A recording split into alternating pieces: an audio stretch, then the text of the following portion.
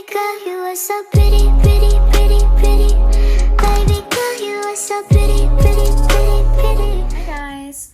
Want to be more productive in your life and make room for your goals? Here's a step-by-step guide on how to declutter your life and make room for your goals. Okay, step 1. I want you to pick one area in your life that you want to focus on. Okay, just one for now.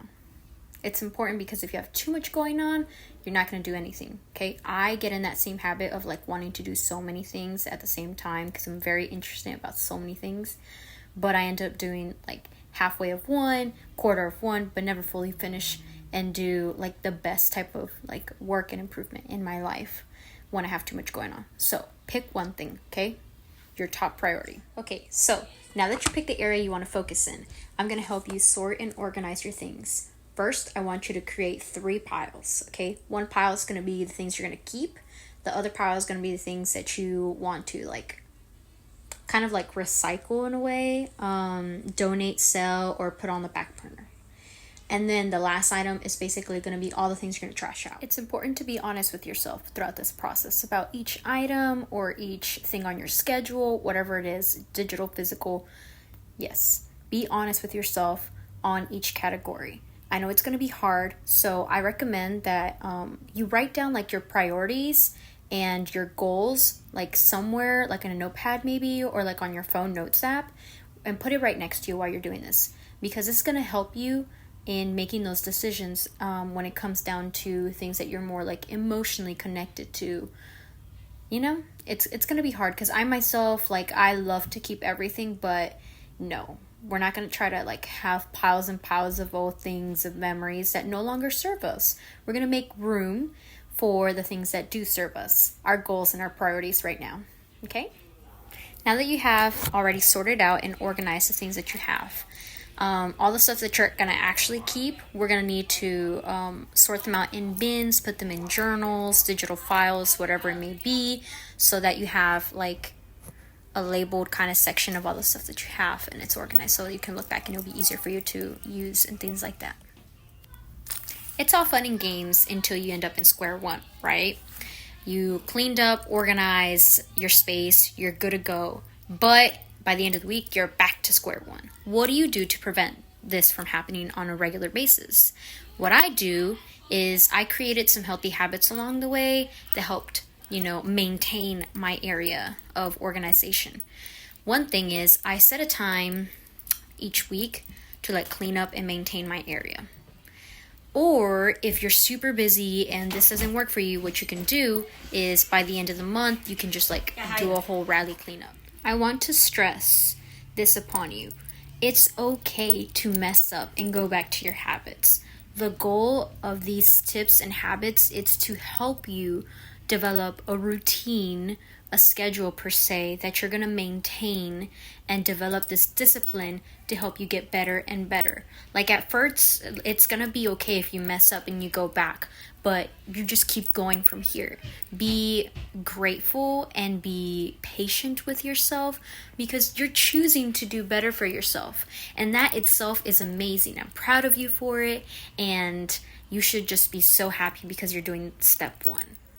Now that you decluttered one area of your life, you can take these steps and apply it to multiple areas in your life. But I would recommend start with one, and if you develop this habit, carry on for at least 2 to 3 weeks, and then slowly add one more thing. And then wait for 2 to 3 weeks until you have formed that, habit, and then add another one, and then just keep going on from there. This will prevent you from like having one, starting one, but not actually maintaining these habits of decluttering and making room for yourself.